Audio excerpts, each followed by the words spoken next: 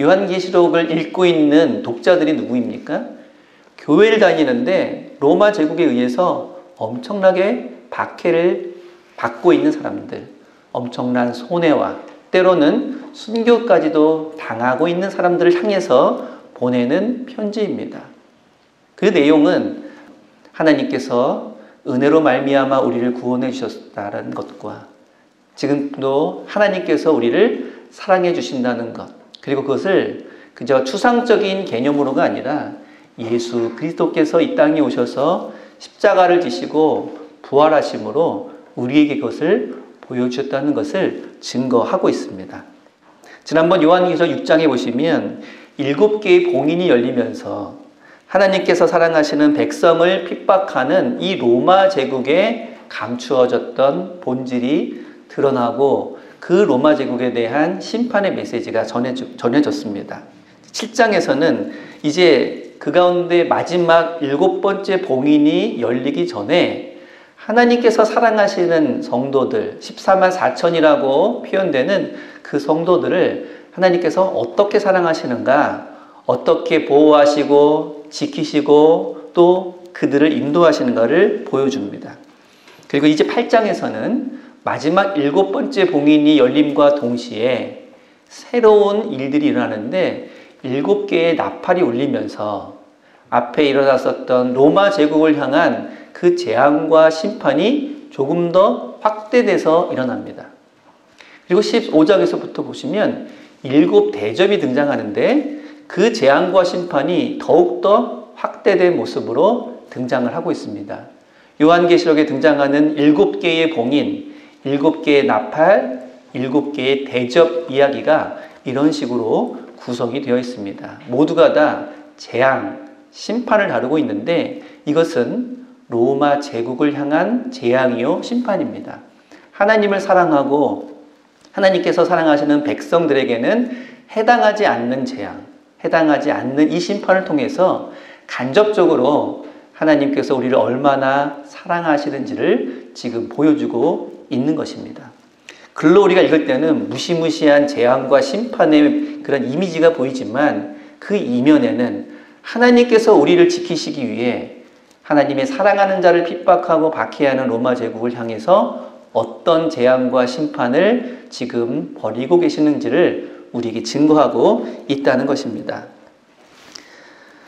그야말로 핍박받고 박해받는 초대교회 성도들에게는 이보다 더 큰 소망의 메시지는 없을 것입니다. 지금 우리를 핍박하는 저 로마 제국, 지금 우리를 죽이려고 달려드는 저 대적자들을 나는 힘이 없어서, 나는 능력이 없어서 꼼짝 못하고 당할 수밖에 없지만 하나님께서 우리를 대신해 저들을 제압하시고 저들을 심판하신다는 메시지가 바로 7 봉인, 7 나팔, 7 대접의 메시지인 것입니다. 8장 1절을 보시면 이제 미루어졌던 7번째 봉인이 열립니다. 그런데 봉인이 열린 순간 하늘이 반 시간쯤 고요했다라는 말이 나옵니다. 갑자기 침묵이 이루어진 것입니다. 여러분 영화나 드라마를 보시면 어떤 큰 일이, 사건이 일어나기 전에 잠깐 침묵이 있는 장면을 보신 적이 있으시죠? 그런 것을 자주 보신 분들은 뭔가 큰일이 일어나겠구나 라고 예상하게 되는 시간이 바로 그 침묵의 시간인데 지금 요한계시록에서 7번째 봉인이 그 역할을 하고 있습니다. 이제 앞에 일어났던 일보다 더 크고 심각한 7개의 나팔이 울리는 사건이 일어날 것임을 예고하는 것이 바로 그 침묵인 것입니다. 그리고 나서 그 후에 2절에 보면 7명의 천사가 등장하는데 그들에게 각각 나팔을 하나씩 건네주십니다. 왜 건네주실까요?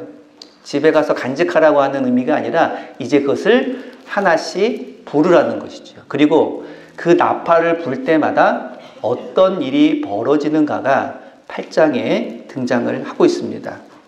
그런데 이 내용들을 가만히 보시면 출애굽기에서 이집트에 내렸던 10가지 재앙이 있습니다.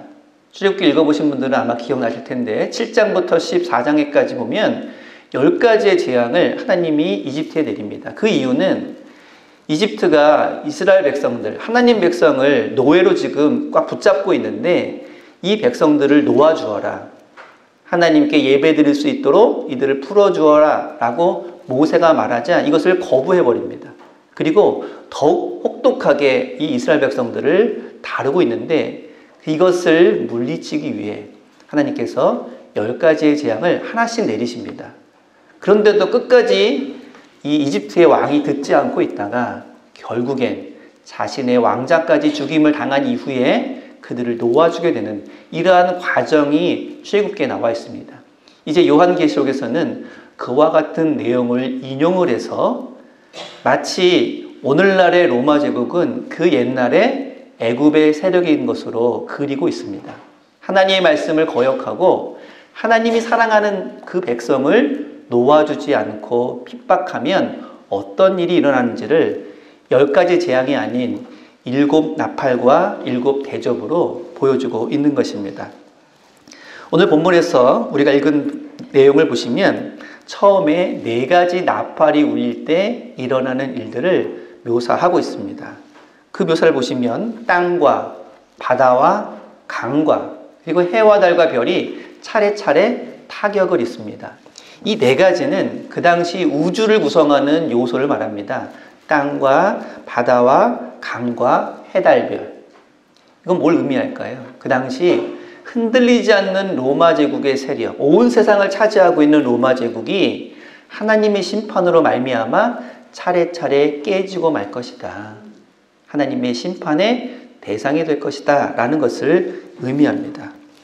드디어 7절에 보시면 첫 번째 나팔이 울립니다. 그러자 땅을 타격하는 재앙이 일어납니다. 피가 섞인 우박과 불이 나와서 땅의 3분의 1이 타버리고 그리고 사람들과 짐승들이 죽게 됩니다. 이것은 출애굽기에 나오는 7번째 우박 재앙과 유사한 내용이지요. 근데 여기 보시면 땅의 3분의 1만 타버립니다. 이 3분의 1이란 말이 앞으로 계속 반복이 됩니다. 강도 3분의 1, 그리고 바다도 3분의 1, 해와 달과 별도 3분의 1씩만 타격을 입고 그리고 큰 어려움을 당하고 있습니다. 왜 3분의 1일까요? 아직 3분의 2가 남아있다는 것이죠. 하나님께서 이 로마 제국에 대해서 심판하시는 일이 하나씩 일어나는데 처음부터 완전하게 재앙을 일으키거나 심판하지 않고 여지를 남겨두신다는 겁니다. 출애굽기 보면 10가지 재앙도 온 애굽에 닥쳤지만 모든 사람들이 한꺼번에 그 해를 입은 것은 아니었습니다. 그 강도가 조금씩 세워지고 있지요. 그리고 그때마다 다시 이집트의 왕을 찾아가서 하나님 말씀을 들어라 라고 요구하게 됩니다. 아직 회개할 기회, 마음을 돌이킬 기회가 남아있다는 것이죠. 물론 애굽의 왕도 로마 시대의 로마 제국의 세력도 그러한 깨달음을 얻지 못하고 끝까지 하나님께 거역합니다. 그래서 나중에 보시면 그 재앙과 심판의 강도가 점점 세지고 있다는 것을 알 수 있습니다. 그리고 이렇게 제한적인 심판을 내리신다는 것은 하나님께서 심판과 재앙을 즐기시는 분이 아니시라 그러한 죄악 가운데에도 그러한 범죄함 가운데에도 끝까지 참으시는 하나님이시라는 것, 그만큼 회개하고 돌아오기를 기다리시는 하나님이라는 것을 다시 한번 보여주고 있습니다. 8절과 9절에 보시면 두 번째, 바다를 타격하는 재앙이 일어납니다. 불붙는 큰 산 같은 것이 바다에 떨어져서 바다의 3분의 1이 피로 변하고 그 생물의 3분의 1이 죽고 바다 위에 떠있던 배들의 3분의 1이 깨어졌다는 것입니다. 이것도 나일강이 피로 변하는 그러한 출애굽기의 첫 번째 재앙과 매우 유사하지요. 근데 여기서 보시면 배들의 3분의 1이 깨졌다고 하는데 이 배들은 무슨 배일까요? 그 당시에 가장 대장은 로마 제국이죠. 이 로마 제국은 여러 식민지를 다스리면서 그 식민지에서 나는 여러 가지 물자들을 강제적으로 수탈해서 로마로 실어 나릅니다. 바로 식민지에서 빼앗은 물자들을 실어 나르는 배가 바로 이 깨어진 3분의 1의 배라고 하는 것입니다. 하나님의 심판은 이렇게 로마 제국이 벌이고 있는 실제적인 범죄와 그리고 이러한 착취에 대해서 간과하지 않고 심판하신다는 것, 이것을 우리에게 보여주고 있습니다. 10절과 11절에 보시면 세 번째 나팔이 울리고 강과 샘을 타격하는 재앙이 일어납니다. 이때에도 하늘에서 횃불 같은 큰 별이 떨어져서 강의 3분의 1과 많은 샘이 쓴 쑥으로 오염이 되고 이것을 먹은 사람들이 죽게 됩니다. 이 셋째 나팔 재앙을 보시면 강물을 오염시킨 출애굽의 그 첫 번째 재앙과 또 유사하다는 것을 알 수가 있습니다. 자, 12절에 넷째 나팔이 울립니다. 이때에는 하늘과 달과 또 별들이 타격을 입어서 3분의 1씩 어두워지게 됩니다. 출애굽기 보시면 9번째 재앙에 흑암이 덮치는 재앙이 있습니다. 온 애굽에 어둠이 자리 잡고 캄캄한 곳에서 사람들이 두려워하는 장면이 나오는데 그것을 인용하고 있는 재앙입니다. 자, 이와 같은 재앙들이 굉장히 두렵게 우리에게 제시되지만 아직 3분의 2씩 남아있기 때문에 하나님께서는 그들을 용서할 수 있는 기회, 그들이 회개할 수 있는 기회를 지금 남겨놓고 있다는 것입니다. 그리고 출애굽기를 연상시키는 이러한 재앙들을 언급함으로 인해서 하나님께서 하나님의 사랑하는 백성들을 구하시기 위해 애굽에 재앙을 내리신 것처럼 지금 로마 제국에 의해 핍박당하는 하나님의 백성들을 구원하시기 위해 로마 제국도 그 당시에는 누구도 건드릴 수 없는, 누구도 침범할 수 없는 완벽한 세상이라고 여겼던 그 로마 제국 자체도 하나님께서 깨트리시고 하나님께서 벌 주신다라는 말씀을 전해주고 있습니다. 그런데 우리가 주의해야 될 점이 하나 있습니다. 요한계시록을 읽을 때 다른 구절도 마찬가지지만 여기에서 등장하고 있는 이런 여러 가지 재앙들, 가뭄이라든지 홍수라든지 태풍이나 지진과 같은 이러한 말씀들을 보면서 이 구절들과 오늘날 일어나고 있는 자연재앙과 연결시키는 것, 이걸 주의해야 한다는 것입니다. 많은 사람들이 세계적으로 큰 재앙이 닥칠 때, 큰 태풍이 일어나거나 큰 지진이 일어나거나 이런 일이 생길 때마다 이것은 바로 요한계시록에서 말하고 있는 이 7 나팔이 시작된 것이다. 이런 식으로 말하는 사람들이 가끔 있습니다. 저도 예전에 이런 설교를 참 많이 들었습니다. 그래서 오늘날 일어나고 있는 이러한 어려운 일들을 볼 때마다 요한계시록을 인용하면서 경각심을 가져야 된다. 이런 식으로 설교하는 많은 교회와 목사님들을 보면서 한때는 일리가 있는 말이다.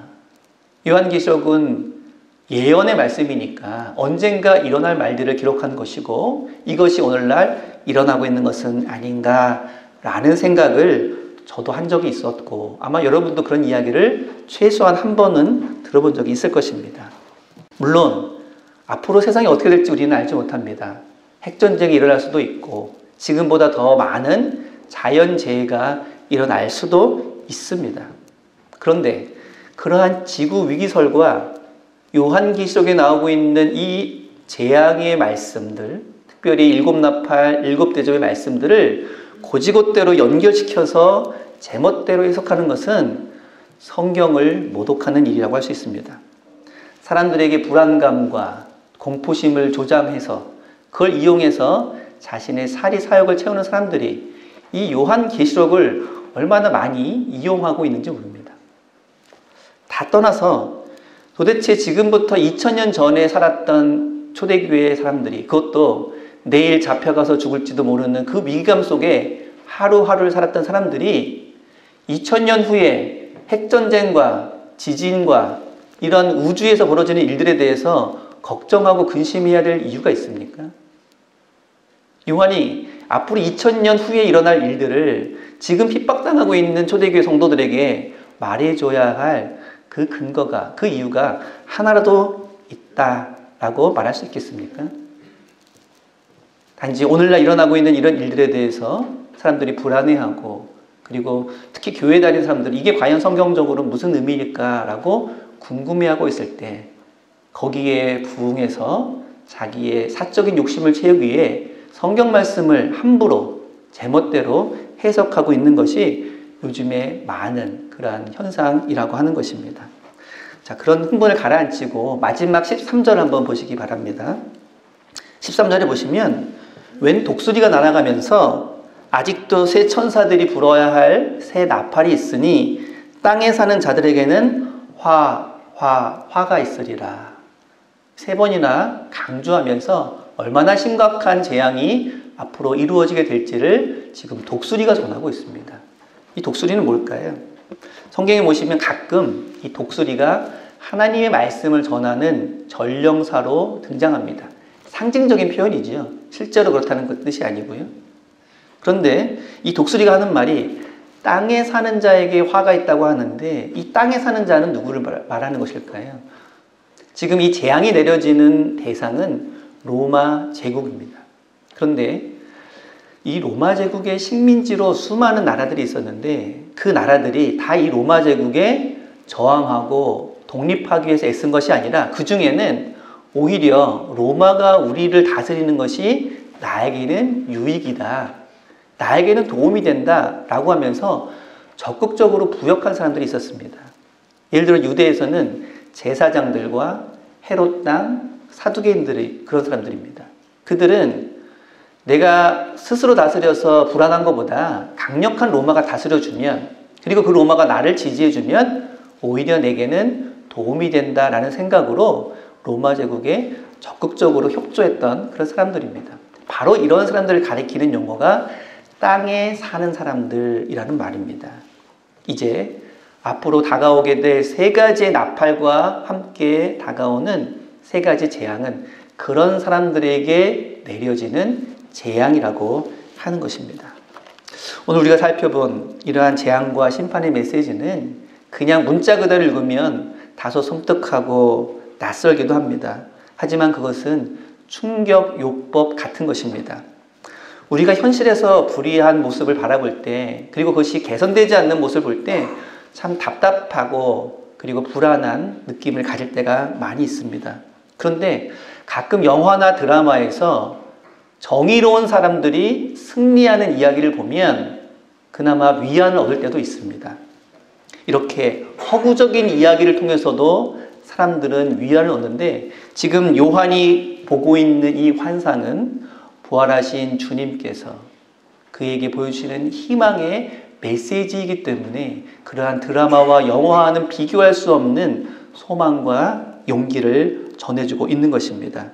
한마디로 하나님께서는 어떤 상황 속에서도 하나님이 사랑하시는 그의 백성들을 버리시지 않는다는 것, 그리고 그들을 대적하는 자들은 그 아무리 세상에서 권력을 갖고 있고 힘을 갖고 있는 자라 할지라도 여지없이 하나님의 심판의 대상이 된다는 것을 지금 이 요한계시록을 통해서, 그리고 이 재앙을 이야기를 통해서 전해주고 있는 것입니다.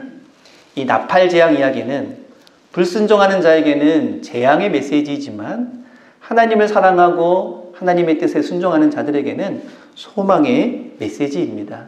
자신들의 대적을 하나님께서 물리쳐 주신다는 그러한 말씀이기 때문입니다. 그리고 지금도 하나님께서는 우리의 대적을 물리치는 나팔을 불고 우리에게 들려주고 계시는 줄로 믿습니다. 때로는 우리가 우리 힘으로 감당할 수 없는 우리의 대적들, 그 어떤 사람일 뿐만이 아니라 우리의 상황일 때도 있고 우리의 걱정과 근심과 두려움일 때도 있을 때 그것을 하나님께서 물리쳐 주시기를 원하시고, 그리고 하나님께서 천사를 통해 불어주시는 그 나팔 소리를 우리에게 들려주신다고 하는 것입니다. 때로는 우리가 감당할 수 없는 어려움들, 우리가 감당할 수 없는 슬픔과 절망의 순간마다 지금 하나님께서 우리를 위해 천사를 동원해 이 나팔을 불어주시고 그 나팔을 통해서 우리를 구원하시며 하나님께서 우리를 얼마나 사랑하시는지를 나타내시고 보여주실 줄로 믿습니다. 우리가 그러한 하나님의 은혜 가운데 거할 때 이 모든 역사가 우리와 상관없는 2000년 전에 일어났던 그러한 일들이 아니라 지금 우리의 삶에서 일어나는 하나님의 놀라운 구원 역사로 우리에게 임하실 줄로 믿습니다. 그 믿음으로 승리하며 소망 가운데 거하는 우리가 되기를 바랍니다. 기도하겠습니다.